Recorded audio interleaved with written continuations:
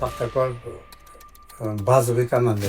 O'rta miyoni o'yinchilar bilan har doim ishlaganmiz. Har bitta davrda o'zini iqtidorlari, yulduzlari bo'lgan va O'zbekistonni Koreyadan g'alaba bilan o'tishiga ko'pchilik shubha bilan qarayotganda penalti seriyasiga bormasligini xohlardim. Milliy terma jamoaga raqobatbardosh o'yinchilar tayyorlash bu eng oliy maqsad. xarakter og'ir futbolchilar bilan qanday ishlagansiz? Ichki muhitingiz yaxshi bo'lishi kerak. Buning uchun darajamizni pastga tushirish mumkin emas. Faqat oldinga harakat qilishimiz kerak.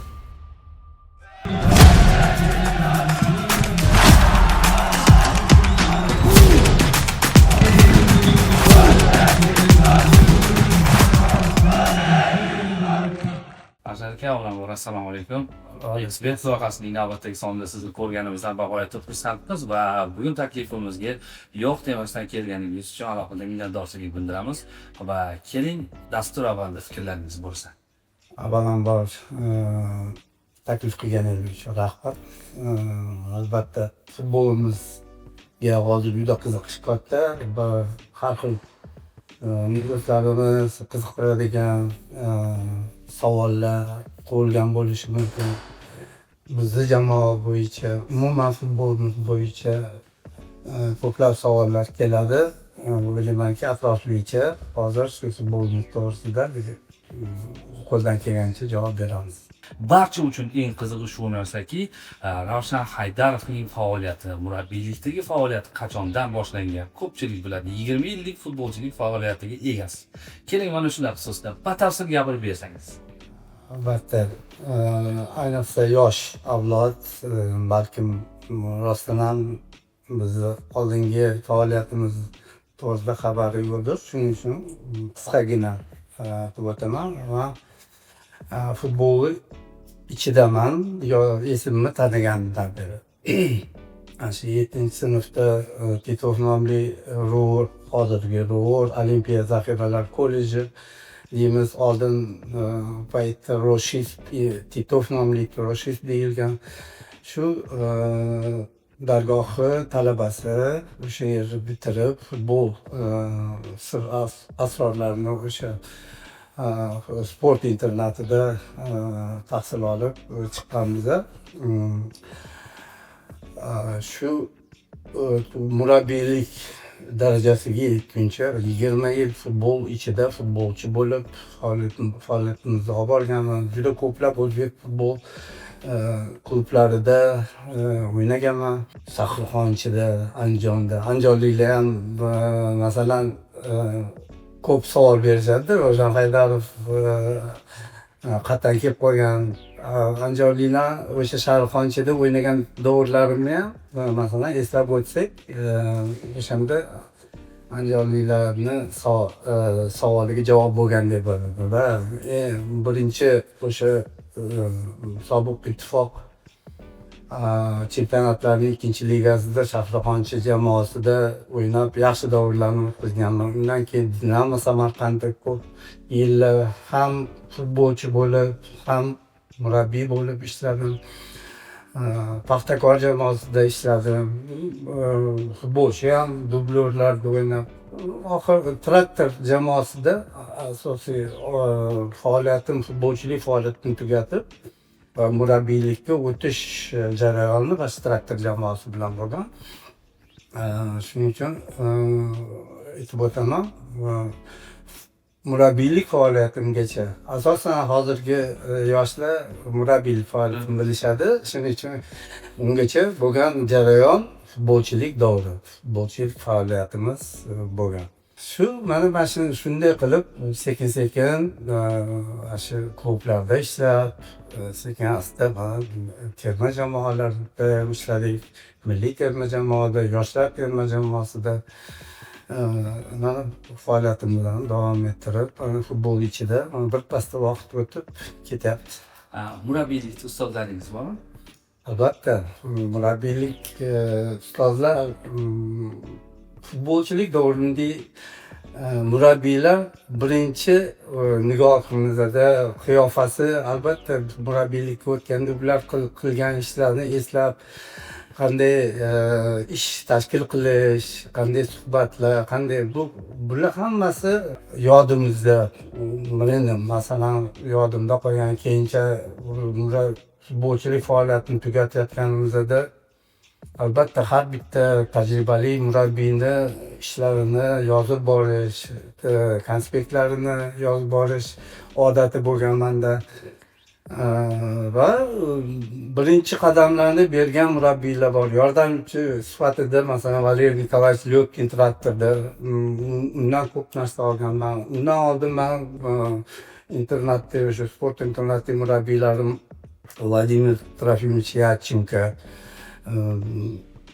Iso aka, Toshmuhamedov, juda murabbiy, futbolda juda nufuzli murabbiylar bo'lgan. Duran Grigoriyevich Selyev. Bularni tarbiyasini olganmiz va aynan murabbiylik yo'llariga o'tayotganimizda albatta Erkin akam Abdurahimov boshchiligida mana Sharixonda futbol o'ynaganimizda shu hammasi jamlanib keyin o'zimizni ish uslubimiz, albatta o'qish jarayonlari o'zini ta'sirini bergan. Intilish, bu murabbiylik har kungi yangilanish, intilish, yangi metodikalarni o'ylash, bolalarga qanday yana yangiliklar yetkazib berish to'g'risidagi fikrlar har doim miyamizda shu bo'lgan. Shularni amalga oshirish jarayonlarida, mana shu murabbiylik jarayonlarida amalga oshirib yaxshi natijalarga ham erishib keldik. Mana Xudoga shukr, adashgan paytlarimiz ham bo'lgan. Shunaqa jarayon, futbolchilik jarayoni ham, murabbiylik jarayoni ham shunaqa qilib o'tib kelyapti. Keling, sizni ko'pchilik yosh avlod, shaxsan o'zim ham faoliyatingizdagi yutuqlaringiz orasida birinchi bo'lib ko'rganim Paxtakor bilan MDH Kubogini yutgansiz. Va mana shu klublardagi faoliyatingiz xususida qisqacha va undan keyin terma jamoalarga o'tib ketamiz. Paxtakorda ishladingiz, Qizilqumda ishladingiz, bir muddat Surxonda ko'rdik. Umuman mana shu klublardagi faoliyatingiz xususida gapirib bersangiz va klublarda siz qanday natijalar ko'rsatgansiz? Albatta, siz haqingizda qiziqqan odam buni ham yaxshi bilishadi. Ammo sizni kuzatayotgan yosh avlodlar, sizga havas qilib, sizni o'zi uchun kumir deb bilayotgan yosh murabbiylar buni bilmasligi mumkin. Keling, klublardagi natijalaringiz va faoliyatingiz xususida. Albatta, murabbiylik faoliyatimni aytib o'tgandek, birinchi traktor bilan boshlaganmiz. Traktor Toshkent jamoasi bo'lgan, hozir yo'q. Shu jamoada o'yinchilar, o'rta miyona o'yinchilar bilan har doim ishlaganmiz va ularga qandaydir sirlarni yetkazish bo'yicha birinchi qadamlarni shu yerda boshlagan. Traktorda albatta biz grand jamoalarga material-texnik обеспечениyalar bo'yicha orqada edik, lekin biz jangovar jamoa bo'lardik.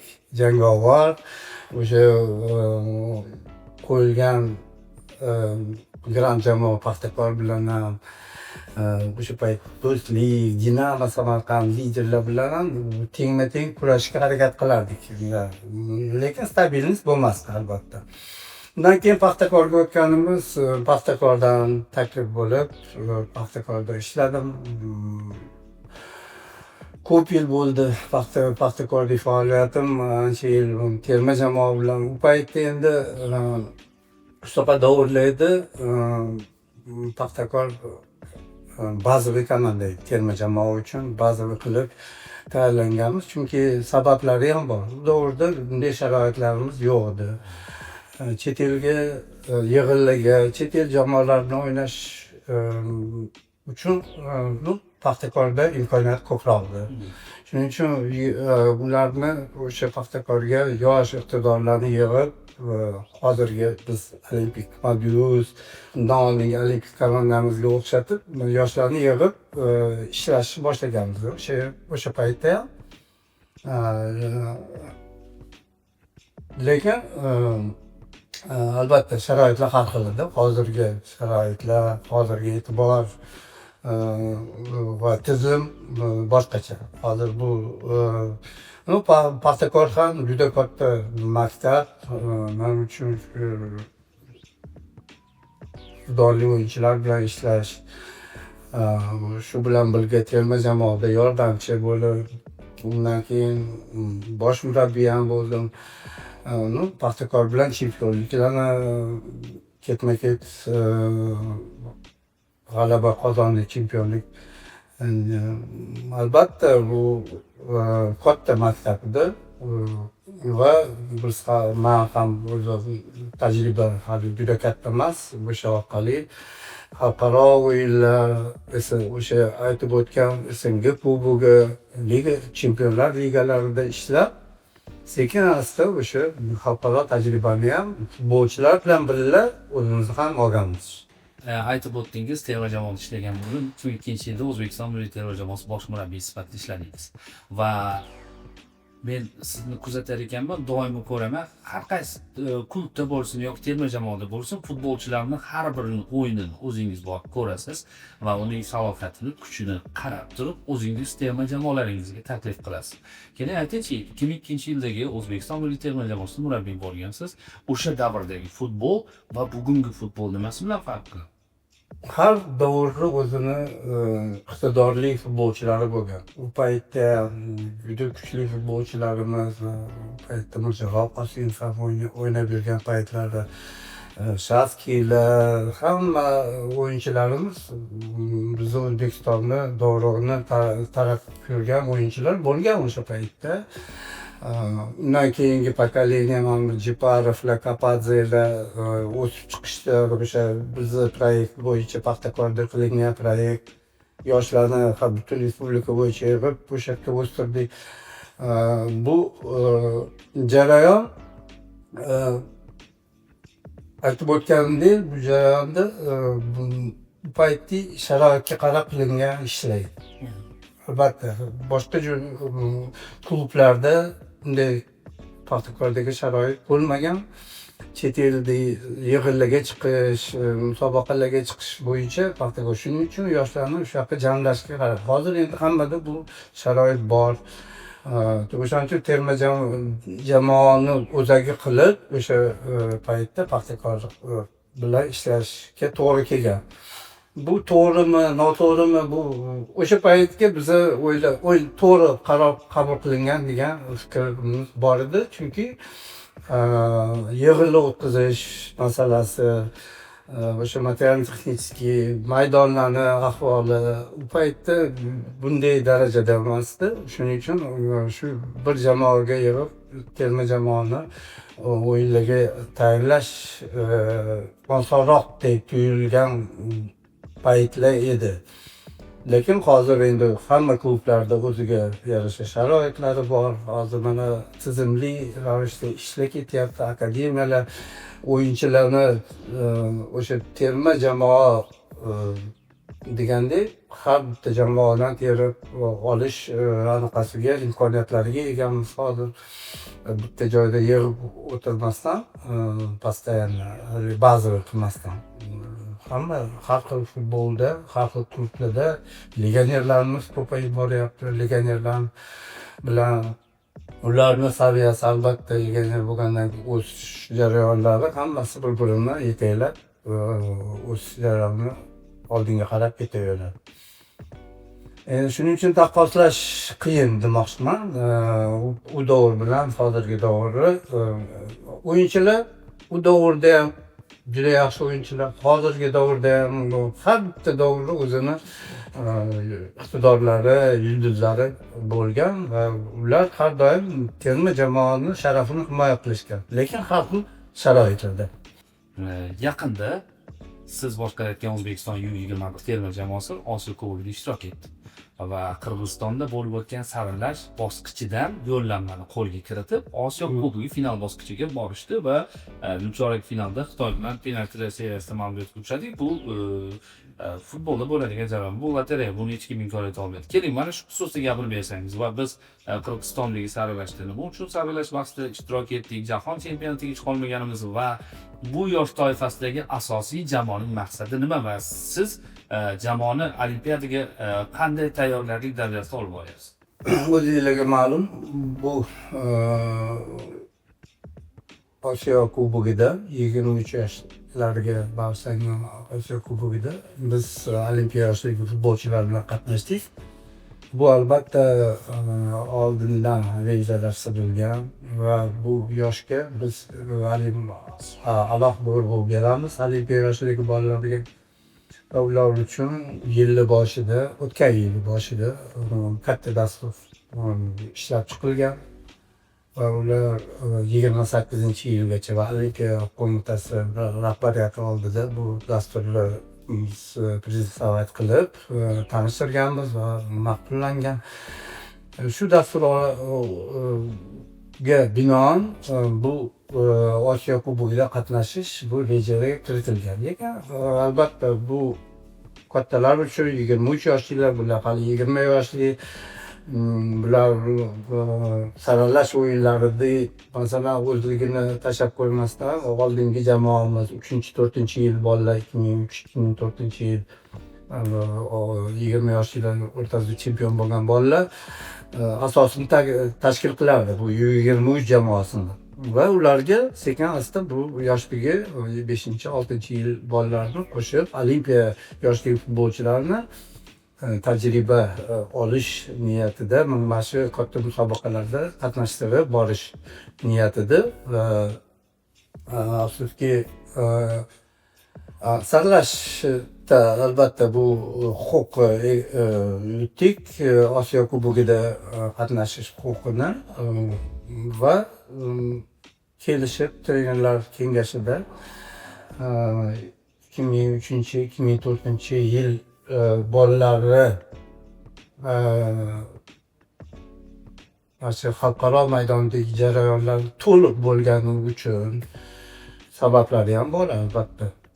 Ular mana Osiyo chempioni, Jahon chempionatida 20 yoshlilar Argentina qatnashishda, o'z klublarida legionerlar bo'lishdi, milliy terma jamoaga takliflarni olishni boshlashdi. Ko'pchiligi Abbos bilan Abduqodir umuman asosiy milliy terma jamoa asosiy o'yinchisiga aylanib olishdi. Qolganlar ham o'z klublarida yetarlicha o'yinga ega bo'lib, asosiy o'yinchi bo'lib определяющий o'yinchilar bo'lib qolishdi. Shuning uchun ham biz 5-6-yilgi bolalar uchun bu Osiyo Kubogini bularga bag'ishladik. Shu tajriba borasida. Chunki bu jamoamiz afsuski Jahon chempionatiga chiqish olmadi. Penalti bo'yicha Koreyaga yutqazdi.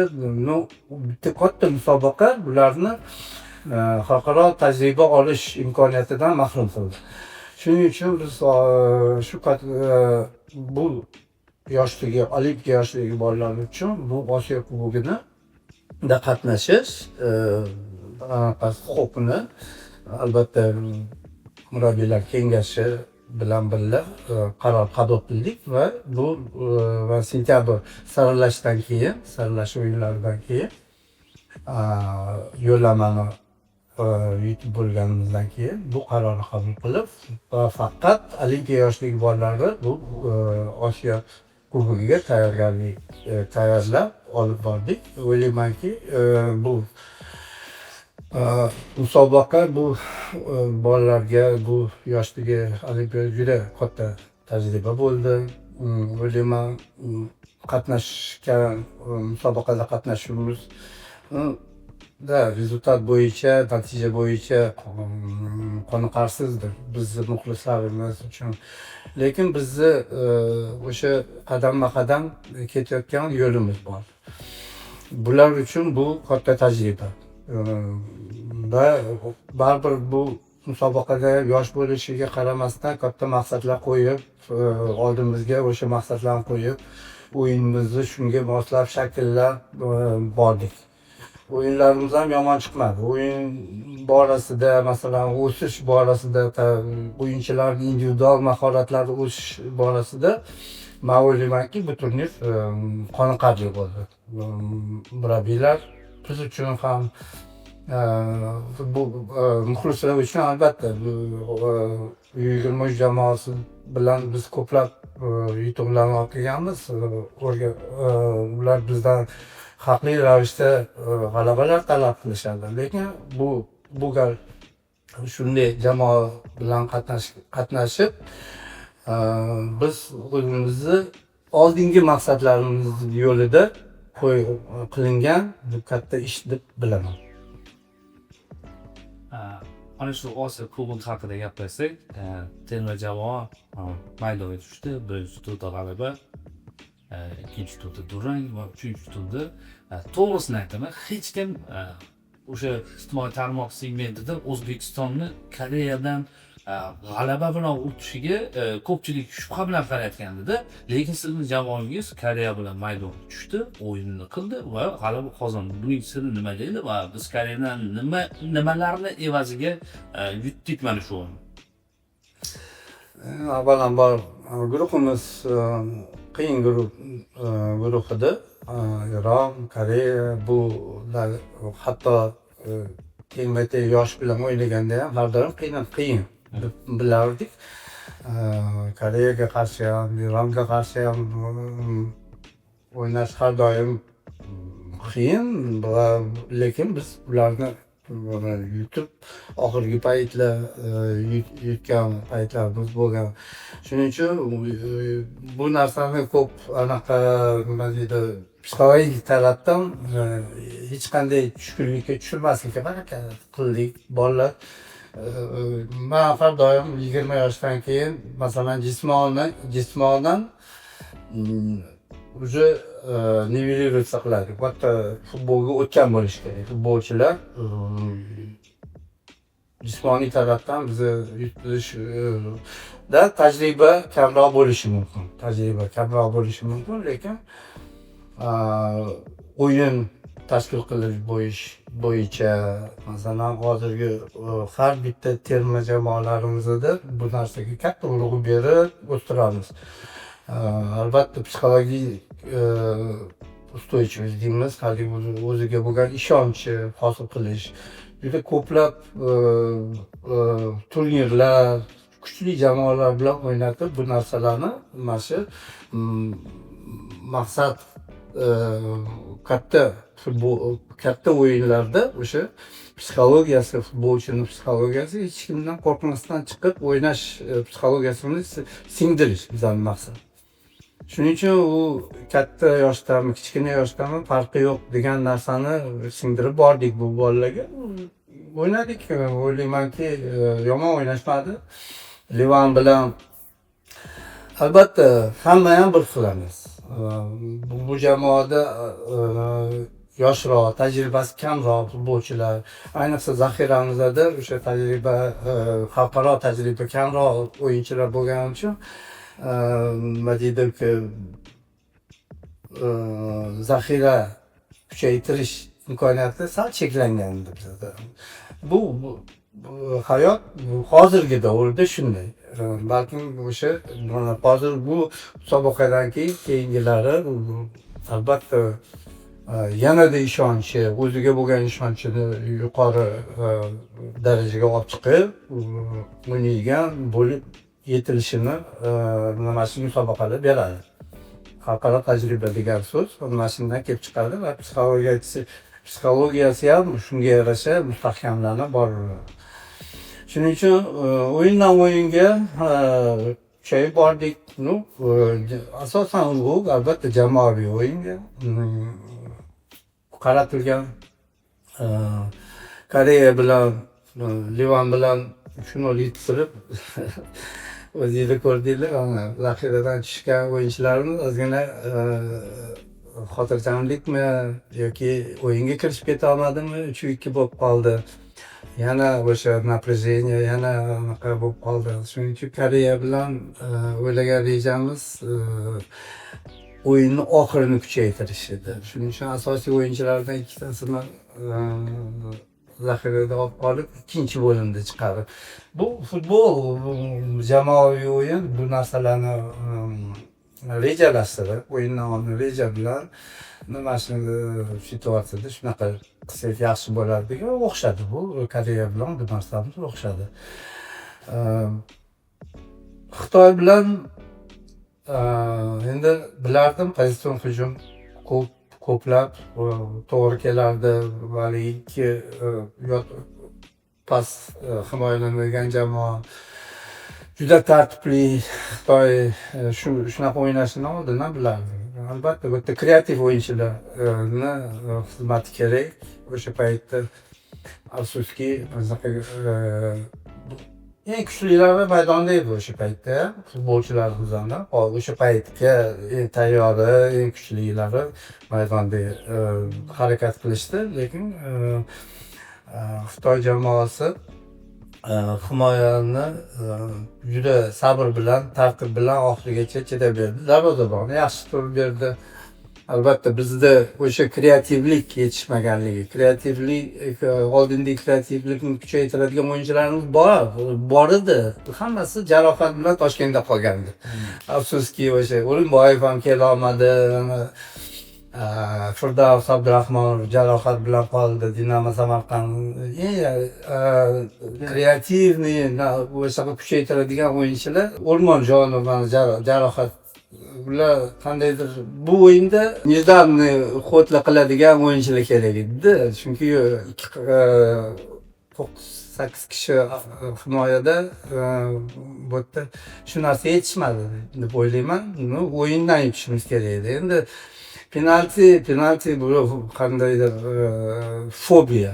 Bu jamoa o'sha Koreya bilan o'yinda ham 2 yil oldin penalti bo'yicha yutqizishgan. Shu narsa miyasiga o'tib qolganmi bilmadim. Shu penalti seriyasiga bormasligini xohlardim bu o'yinda. O'yindan yutishimizga harakat qilindi endi. Lekin bu ham tajriba. Bu ham bizni zaxiramizdagi yana nimada ustida ishlash, zaxiralarimizni qanday tayyorlash, yana o'yinchilarning seleksiyasiga katta e'tibor berishimiz kerakligini mana bu yana ko'rsatib beryapti narsalar. O'ylaymanki, shu reja, shu haligi aytib o'tgan dasturimiz asosida bu o'yinchilarni yana rivojlashtirish yo'lida yana davom etamiz bo'yicha.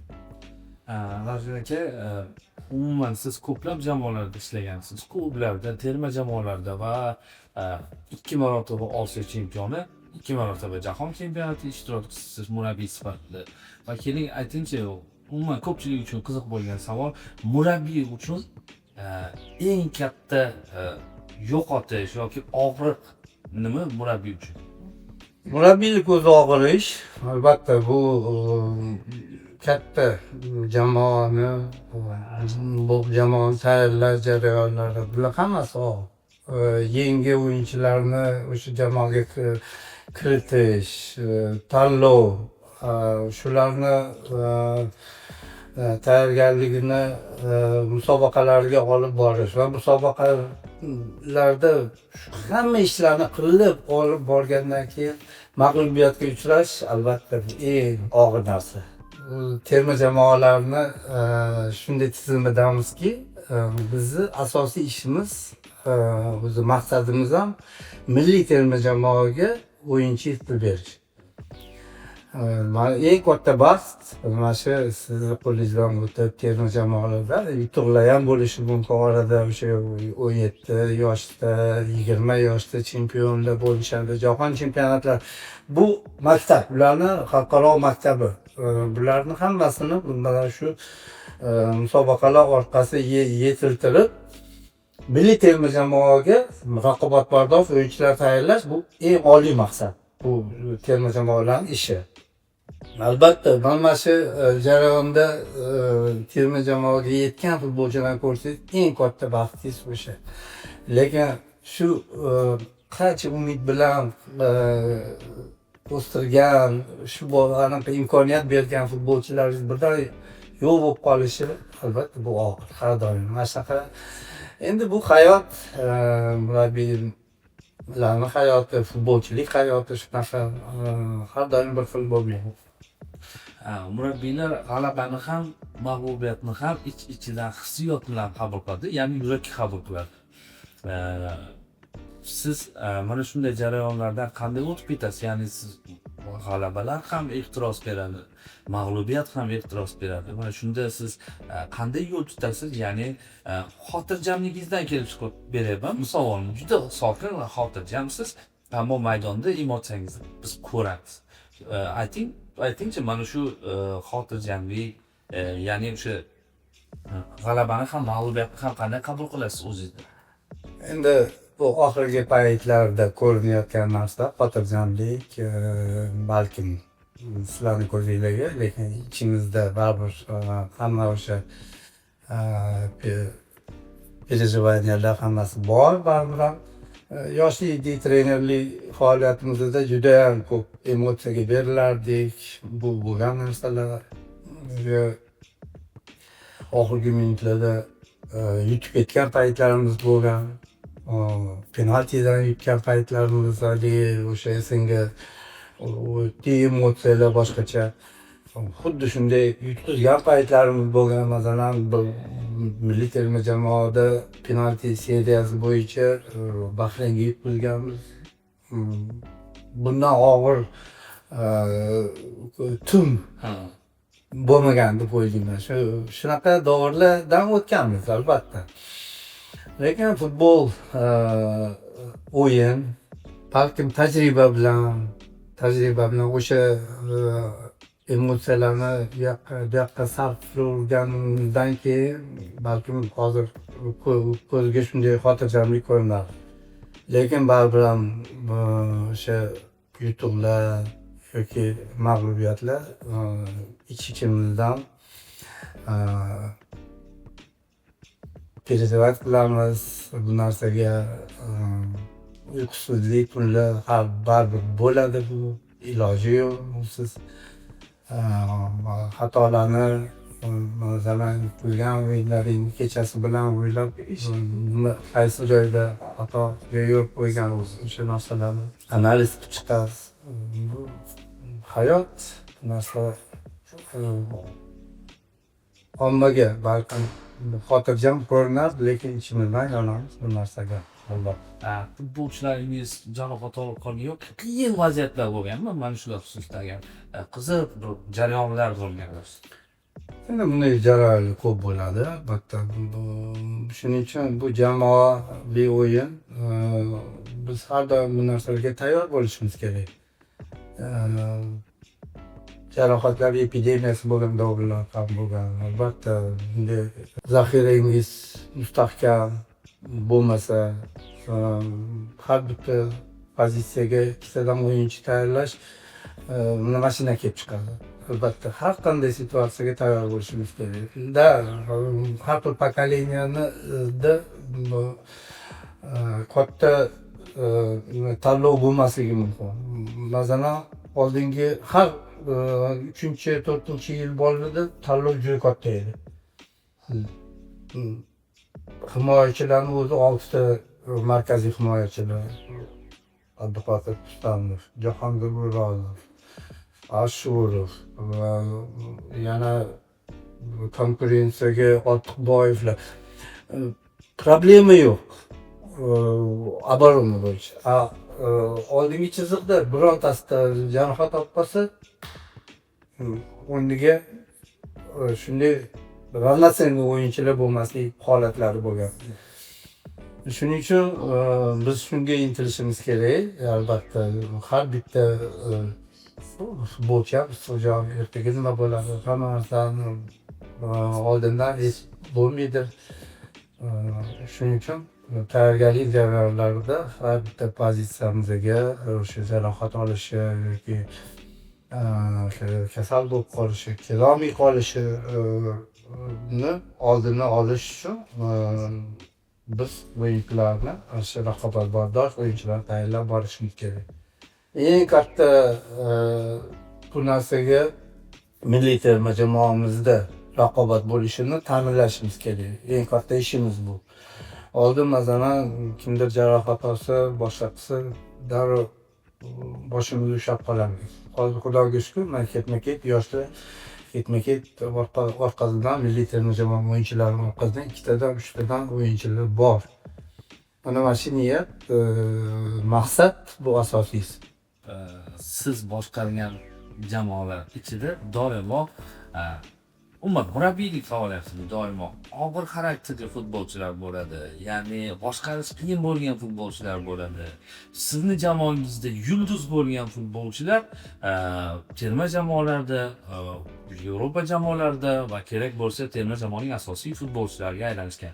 Mana shu fikr borki, xarakter og'ir futbolchilar bilan qanday ishlagansiz? Har xil. Endi albatta u futbolchilar xarakteri hammasi 23 ta bo'lsa 23 ta xarakterli insonlar. Ularga har bittasiga o'ziga yarasha podxod bo'lish kerak, suhbatlashish kerak, ularni jarayon mana shu ichki muhitni yaxshilash kerak. Birinchi navbatda shu o'yinchilar bir-birini oldin hurmat qilish kerak, sog'lom raqobat qilishini ta'minlashimiz kerak. Mana shu orqali jamoa tuziladi. Ichki muhitingiz yaxshi bo'lishi kerak buning uchun. Xarakteri og'ir bolalar bor. Lekin ularni ham futbolchi bular. Iqtidor egasi. Qandaydir o'zini klubida yoki o'sha yoshlik davrida qandaydir ijobiy xarakterlarni berilmagan, tarbiyaviy taraflar berilmagan o'sha narsalarni biz terma jamoada bularni yana to'g'irlab olib borishimiz kerak. Chunki bularga qancha insonlar mehnati singadi. Yoshligidan o'stiradi. Maktablar, masalan, o'sha klublar, qandaydir faqat futbol, insoniy taraf, tarbiyaviy tarafiga e'tibor bermasdan ham o'sgan futbolchilar bor, lekin iqtidor egalari. Shularni biz bilmadim, menga kelgan ko'raman. O'shaqa ozgina tarbiyasida probellar, salom alaykum deydi, o'zi bilan ovora va shunaqa narsa qo'shilib keta olmaydiganlar. Shularni adaptirovat qilishimiz kerak jamoaga. Buning uchun jamoani o'zagi nima deydi, yaxshi bo'lish kerak. Toza bo'lish kerak. Demoqchiman, tarbiya tarafdan ham terma jamoaga kelishayotgan futbolchilar bu bizning yuzimiz. O'zbekiston chet elga chiqib, bu jamoa tarkibida chet elga chiqadi, o'zbekchiligimizni, o'zimizning tarbiyamizni, yurish-turishimizni ko'rsatishimiz kerak. Nafaqat futbol maydonida, tashqarida ham. Bu narsaga katta e'tibor beramiz. Bu intizom, tartib, har bitta terma jamoalarimizda kelishi bilan bu tartib intizom bo'yicha prezentatsiyalarimiz bor. Bular nima qilish mumkin, qanday talablarimiz bor, qanday yurish mumkin, nima kiyish mumkin, nima kiymaslik mumkin, qiyofasi qanday bo'lishi kerak. Bu to'g'risida tarbiyaviy ishlarni olib borish kerak. Har doim o'ylaymanki, bularni orqasidan keyin sekin bola balkim qattiq yetishmagan o'sha ma'naviy tarafini bizda olish kerak. Olib, tushunib yetish kerakki, bu terma jamoa klubda o'ynashi bir dunyoda, lekin milliy terma jamoada bu boshqa dunyo. Chunki mas'uliyati ham o'zi boshqacha bu yerda. Terma jamoaga chiqilgandan keyin u xalq tanishni boshlaydi. Sizlarga yoshlar taniydi, ko'chada ko'rganda bularga qanday ko'rinishing berishing kerak. Albatta, kelgan futbolchilar bilan suhbatlashish, gaplashish, intervyu berishlarni, bularni ham nima terma jamoaga kelganda biz buni ustida shug'ullanamiz. Har tomonlama rivojlanish uchun. Chunki terma jamoadagi futbolchilar bu tanlangan futbolchilar, tanlangan iqtidorli, o'zbek o'sha yoshdagi iqtidorlarni olib kelib, endi bu yog'iga yanada keyingi qadamlari bu o'zbek futbolini chet ellarda ko'rsatish uchun nafaqat futbol, ham insoniy taraf, tarbiyaviy taraflarini ham ko'rsatishimiz kerak. Shu hammasi bu jarayonimizda bor narsalar, ish jarayonimizda. 2018-yil Vyetnam bilan finalda g'alaba qozonganmiz va 120-daqiqada adashmasam Sidorov gol urib ketgan va turnir davomida maydonga tushmagan. Ana shu topilma qanday bo'lgan va siz Sidorovni maydonga tushirishingiz qanday kelib chiqqan? Hozirgacha ko'plab muxlislar mana shu narsa ustida o'ylanadi. Osiyo Kubogida umuman ishtirok etmagan futbolchi tushib, ya'ni O'zbekiston uchun chempionlikni olib keldi va bu sizning topilmangiz edi. Endi yana bir narsani aytib o'tishim kerak. Futbolchilar mana zaxira futbolchilari shu borib aylanib kelishyapti. Просто bekorga yuribdi degan fikrlarni eshitamiz. Bu bunday emas. Albatta bu asosiy o'yinlar, ofitsialniy o'yinlar gacha bo'lgan tayyorgarlik jarayonida hammasiga imkoniyatli beriladi. O'rtoqlik o'yinlarida, o'rtoqlik turnirlarida, bu yillar, bu 18-yil komandamiz va ular hamma etapdan o'tgan. Hamma etaplar o'sha Osiyo chempionatida qatnashib, jahon chempionatiga yo'llanma olingan, yo'llanma o'sha jarayonlarda qatnashayotgan futbolchilar bular hammasi. Kimdir asosiy o'yinchiga aylanib boryapti. Kimdir chunki muxlislarimiz o'sha televizorda ko'rsatiladigan asosiy o'yinlar ko'rsatiladi. Tayyorgarlik jarayoniga o'yinlar, biz o'sha asosiy tartib ajratadigan paytda ishlarimizni ko'rishmaydik. Zaxiramizda o'tirgan o'yinchilarning hammasini o'sha xislatlarini bilamiz. Qanchalik qachon yordam berishini ham bilamiz. Shu o'yinlar orqali, tayyorgarlik jarayonidagi o'yinlar, o'rtoqlik o'yinlaridan kelib chiqqan bu holdir. Bu Sidorov albatta bu o'yinchimiz bir rejam o'yinchisi edi. Ikkinchi haligi pozitsion himoyada o'tiradigan jamoalarga qarshi bo'yi baland, o'sha kombinatsion o'yinlar o'xshamay, o'sha Xitoy bilan o'yinda balkim shunaqa o'yinchi yetishmagandir. Qandaydir bosim o'tkazish uchun bir rejamli o'yinchisi bu bor edi va o'sha reja amalga oshdi. Faqat vaqti kelganda albatta. Shuning uchun bu birdan qandaydir nima deydi, topilma deyish noto'g'ri. Bu hammasi logikaga bog'liq narsalar. Endi o'yin bo'yicha o'sha paytda hamma endi penaltiga tayyorlanib, varatarlar almashtirib, undan oldingi turnirda varatarlar almashtirib yutib ketgandik Yaponiyada. O'zimni shtabimda trenerlar ham varatarlar treneri zapasni varatarlarni tayyorlab turgan. O'yin logikasi hujumni kuchaytirish so'raladi o'sha paytda o'yin logikasi. Bosyapmiz, bosim qilyapmiz, momentlar bo'lyapti, faqat tochka qo'yadigan o'yinchi yetishmayotgan. Bu sho'bilda Xudoga shukr o'xshadi edi, o'sha paytda o'xshadi. Mana shu suhbatga tayyorlanguncha kuzatdim va sizni ko'p tanqid qilishmaydi. To'g'ri, o'sha qandaydir turnirlar davomida kichik tanqidlar bo'lishi mumkin. O'zi aslida umuman sizni tanqid qilishmaydi. Bunga yetarlicha sabablar ham bor. Sizning jamoangizni ko'rsatgan natijalar. O'zi aslida Ravshan Haydarov tanqidlarga qanday qaraydi? Tanqidga produktivniy, nima deydi, obyektivniy tanqidlarni yaxshi ko'raman. Masalan, bu bizni ishimizni bir qismi. Balkim qandaydir xatolar, qandaydir noto'g'ri qarashlar bo'layotgan obsujdat qilish, pожалуйста, faqat bu qandaydir futbolga aloqasi bo'lmagan narsalar bilan tanqidga men ijodiy tanqidni yaxshi ko'raman. hamma bilan mutaxassislar bilan suhbatlashish, balki man noto'g'ri qilingandir, kelinglar nima qilgan bo'lardik, san nima qilgan bo'lardik, trenerlar bilan kuzatib tanqid bu o'sish uchun balkim qandaydir narsani ko'rmayotgan, qaysidir o'yinchini ko'rmayotgandirman.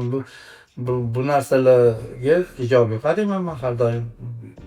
Lekin tanqid mani tanqid qilishmaydi deb siz manimcha noto'g'ri aytyapsiz. Juda ko'p tanqid bo'lgan bizda ham, hayotimizda tanqidlar, qandaydir ijobiy tanqid, to'g'ri tanqidlar bo'lsa qabul qilaman har doim qozog'iston. Tajribali mutaxassis sifatida mana terma jamoalarga futbolchi chaqirasiz-ku yoki klublarda faoliyat olib borganingizda baribir har bir murabbiy o'zi uchun kerak futbolchilarni tanlab oladi. Misol uchun ko'plab ota-onalarning futbolchilari, o'g'illari yaxshi futbol o'ynashadi. Bu qandaydir jamoada emas, mahalla kuyda, ko'chada yoki boshqa joyda. Ya'ni odamlar aytishadiki, mana shu futbolchi mahallamizda zo'r futbolchilar nimaga shu terma jamoa chaqirmas ekan degan savollar. Endi bu muxlislarni o'sha bilish doirasidagi gaplar bilan albatta milliy terma jamoaga har yosh toifadagi terma jamoalarga albatta bu futbolchi yetib kelishi juda katta jarayon. Bu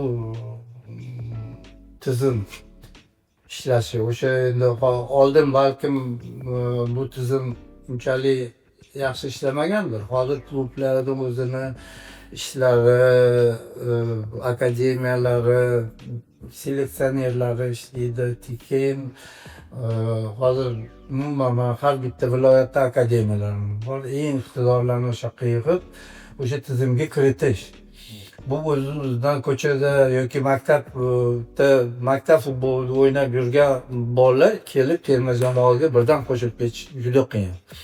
Bu nafaqat bu yosh bolalar uchun. Men hayotimda juda ko'p futbolchilarni ko'rganman. O'zini klubida lider, yetakchi, gollar uradi. Terma jamoaga kelganda o'zini yo'qotib qo'yadi. Chunki o'sha paytlarda balkim o'sha klublarni xalqaro maydondagi o'yin tajribalari yetishmagan paytlar ko'rganman. Men endi hozir nomlarni aytmayman.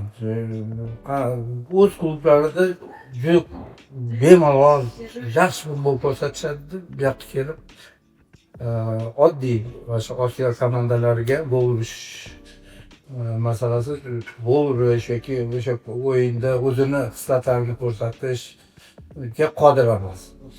Bu psixologiya bilan bog'liq. O'sha psixologik baryerlarni olib tashlash bu jarayon katta jarayon. Sekin asta mana o'shaning uchun ham hozir bu tizim bizni yoshlarimiz hamma chet ellarda, chet el komandalari bilan o'ynab, buni bunday anaqani baryerni, miyadagi psixologik baryerni olib tashlash. Bu narsalar hech kimdan qo'rqmasdan o'ynash, o'zini iqtidorini bemalol maydonda ko'rsatish. Va terma jamoaga kelsa, terma jamoa libosini kiyadi, mas'uliyat bosadi, bosim bosadi, o'yinchilarni masalan ko'proq tajribali o'yinchilar oldida o'zini mukammal qilib borini ko'rsata olmaydi. Buning uchun vaqt kerak. O'sha tizimimiz ishlab tursa, mana shunaqa problemalar bo'lmaydi. Lekin hozir endi u ko'chadan terma jamoaga bizning mahalla o'yinchisi terma jamoada bemalol o'ynaydi degan fikrlar bu noto'g'ri. Bu baleshiklarni anaqasi. Endi hammani ko'ziga o'zini o'shatdek anaqa nuqtada ko'rinadi. Bu yoqqa kelganda baribir bu kelish jarayoni o'zi sistemli bo'lishi kerak. Sistem kelgandan keyin biz ko'ramiz, qancha bolalar o'zini ko'rsata olmaydi. Unga sabr bilan qarash, uni iqtidorini payqash, keyin mana shu anaqalarni qandaydir o'sha to'siqlarni olib tashlab, sekin o'zini ochishga imkoniyat yaratish. Va bu akademiyalar yaratilgan. Har bitta yosh toifasidagi terma jamoalarni ish faoliyati mana shunga bag'ishlangan hozir. Shu orqali mana shu xalqaro tajribalar olish va keyingi etaplarga, keyingi bosqichlarga sekin-sekin asta o'tib borish, bu o'ylaymanki to'g'ri yo'nalish. Rahmat Ravshan aka. Va bugun suhbatimizning so'nggi savollaridan birini beraman. Va keyin blitz savollarga o'tamiz. Siz uchun ataylabdan blitz savollar tayyorlaganmiz. Sizni kuzatib turgan, siz murabbiylik qilgan shogirdlaringiz kerak bugun emas, umuman 2002-yildan boshlab deylik yoki traktordagi murabbiylik faoliyatimizdan boshlab toki hozirgacha kuzatib turgan shogirdlaringizga, birga ishlagan yordamchi murabbiylaringizga, umuman jamoangizga fikrlaringiz bo'lsa, tilaklaringiz bo'lsa. Albatta, men hayotimda juda ko'p yaxshi insonlar, ustozlar bilan ishlaganman. Ko'pchiligi o'tib ketgan. Qancha futbolchilar bilan o'ynaganmiz va birga mana murabbiylikka ham o'tganmiz. Va qancha futbolchilar bizni qo'limizda tahsil olib, o'sib, bizni qatorga murabbiylikka kelib qo'shilishgan. Bu katta jarayonlarni ko'rib yurganimdan men juda xursandman. Baxtliman. Futbolda qo'limdan kelgan ishlarni hammasini qilib boryapman. Menga imkoniyat yaratib berishyapti. Men rahbariyatimiz mana shu kunlarga yetkazganiga men Allohga shukr deyman. Chunki har xil sharoitlarda ishlaganmiz. Maydonimiz bo'lmagan, mashg'ulot o'tkazishga, hali o'yin, sparinglar qiynalgan paytlar, terma jamoalarda ishlagan paytlarimizda ham qancha qiyinchilik. Mana hozir shu kunlarga yetkazganiga shukr. Shunday davlatimiz tarafdan, prezidentimiz, yurtboshimiz mana bu e'tiborlari bilan bizga katta shunday markaz, futbol markazi yaratib berishdi. Qanday imkoniyatlar, sharoitlar qanday. Bularni hammasini qadriga yetib, mana shu kunlarni ko'ryapmiz biz ham. O'ylaymanki, hozirgi o'sib kelayotgan trenerlar ham, murabbiylar, futbolchilar ham buni hammasini qadriga yetib, bundan to'g'ri foydalanib, faqat muxlislarimizni xursand qilish kerak o'zini natijalari bilan. Kim bilan o'sha ishlagan futbolchilarni ham, murabbiylar, yordamchi murabbiylar, qancha shogirdlar hozir murabbiylikka o'tishyapti. Kecha Tirfaga bordim. Bir qator shogirdlar qo'limdagi trener bo'lib, futbolchilik faoliyatidan keyin trener bo'lib ishlashyapti. Xursand bo'lasan. Albatta, bu jarayonni ko'rish men uchun juda katta baxt. Rahmat. Ana endi blitz savollarga o'tamiz va blitz savollar doimgidek tezkor savol va tezkor javob bo'ladi va bu blitz savollar aynan sizning jamoangizdagi hamma bor xislatlar va siz uchun eng muhimi qaysi ekanligiga tuzilgan. Demak, ketdik birinchi blitz savol. Futbolda eng muhim narsa, ya'ni sizning jamoangizda eng muhim narsa nima? Intizommi yoki iste'dod? Intizom bo'lsa kerak. Qancha iste'dod bo'lgani bilan intizomsiz bo'lsa, u natija keltirmaydi. Murabbiy sifatida siz o'zingizni qanday ta'riflaysiz? Qattiqqo'l murabbiymi yoki mehribon murabbiy? Avvalambor intizomga rioya qilish bo'yicha qattiqqo'l. Albatta, yosh futbolchilar bilan ishlaymiz. Bu yerda qarshi qo'ldan chiqish kerak. Bu albatta shu pedagogik yo'llar, o'sha mehribonlik bo'lsin. Qandaydir o'yinchilarni yuragiga qo'l solishga harakat qilish, pedagogik yo'llarni qidirish, mana o'ylaymanki, bu ham muhim jihatlardan bittasi. Va reja bilan ishlash. Hamma narsani reja bilan qilish. Keyingi savol. Butun faoliyatingiz davomida eng esda qolarli g'alabangiz. Bunaqalar ko'p bo'lgan. Albatta, hali esda o'tgan 18-yilgi g'alaba. U o'zi dramatik, esda qolarli. Qor, final, ikki xil forma, juda ko'p esda qolarli narsalari bo'lgan va oxirgi minutlarda ketishi. Albatta yana 23-yillik final Toshkentdagi U20 finali prezidentimiz o'zlari o'yinga kelishlari va o'sha o'yinda Iroqqa yutib U20 toifasida chempion bo'lishimiz ham esda qolarli, juda esda qolgan. Undan oldingi faoliyatimda ham ko'plab bo'lgan, ko'p bunaqa davrlar. Endi shu savolni teskarisi. Eng alamli mag'lubiyatingiz qaysi? Mag'lubiyatni har qanday mag'lubiyat o'zi alamli. Mag'lubiyatlar bo'lgan. Ravshan Haydarov uchun ideal futbolchi qanday bo'lishi kerak? Ideal futbolchi o'zi bo'lmasa kerak. Iste'dodli futbolchilar deymiz. Bular o'sha iste'dodini jamoa uchun, jamoa foydasiga o'ynash, o'sha iste'dodini ko'rsatib berishi mana shu jamoa uchun eng foydali va eng ideal desa ham bo'ladi futbolchi. O'zini iste'dodini jamoani foydasiga ko'rsata bilish, yetakchilik orqali o'sha har bitta o'zini pozitsiyasida iste'dodi bor o'sha futbolchini, lekin bir xil o'shani jamoa foydasiga ishlatishi bilishi, bu mana shu juda kuchli futbolchi deb bilaman. Butun murabbiylik faoliyatingizni yoki futbolchilik faoliyatini, umuman futboldagi faoliyatingizni 3 ta so'z bilan ta'riflab bering. Avvalambor o'ylaymanki, futbolga bo'lgan fidoyilik. Bu birinchi navbatda. Albatta, endi murabbiy bo'lgandan keyin ishni to'g'ri tashkil qilish, rejalarni rejalashtirish va buni amalga oshirish. O'sha reja bo'yicha ishlash. Uchinchisi, o'sishda to'xtamaslik, har doim yangilik qidirish.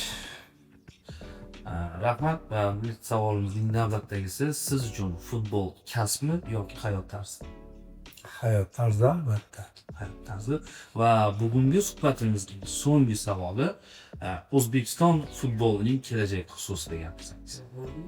Chunki siz har davrni ko'rgan murabbiysiz. Shu sababli ham bu savolni qandaganmiz. O'zbekiston futbolining kelajagi qanday? Endi O'zbekiston futboli kelajak porloq deb bilaman. Albatta, va hozir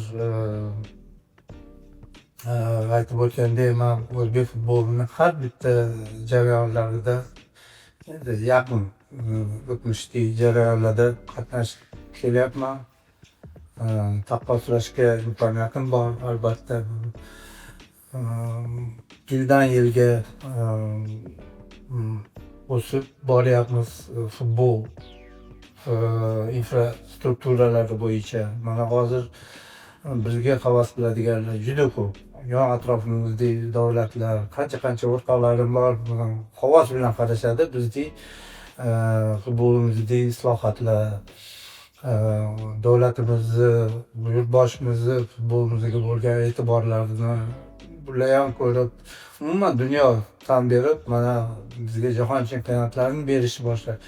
O'sha qancha musobaqalarni o'tkazib bu narsani biz o'zbek futbol mutasaddilari katta ishlarga qodirligini ko'rsatib boryapmiz. Albatta, bu ketidan futbolchilarimizni saviyasi ham sekin asta o'sib boryapti. Mana jahon chempionatiga chiqqanimiz, o'ylaymanki, bunga hammasiga javob. Jahon chempionati chiqqandan keyin bu o'sha jahon chempionati darajasi biz uchun har doim bo'lishi kerak endi. shunga intilish jarayoni. Постоянно mana shu bizani tizimimiz o'sha jahon kattalar o'rtasida jahon chempionatiga chiqish vazifasida bir qismi bo'lishi kerak. Har doim harakatda bo'lishimiz kerak. Chunki bunga sharoitlar bor. Hamma e'tibor bor.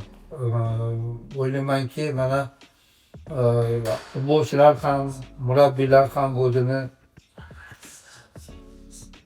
saviyasini shu jahon chempionatida o'zimizni hozirgi chiqqan darajamizga yarasha olib borishimiz kerak. Darajamizni pastga tushirish mumkin emas. Faqat oldinga harakat qilishimiz kerak. Rahmat Ravshan aka, bugungi suhbat uchun va umuman dasturimizga kelganingiz, yo'q demaganingiz uchun ulkan minnatdorchilik bildiramiz. Kelajakdagi faoliyatingizga ulkan muvaffaqiyatlar tilaymiz va nasib qilsa eng yaxshilari doim sizning yoningizda bo'lishini tilab qolamiz. Rahmat. Rahmat.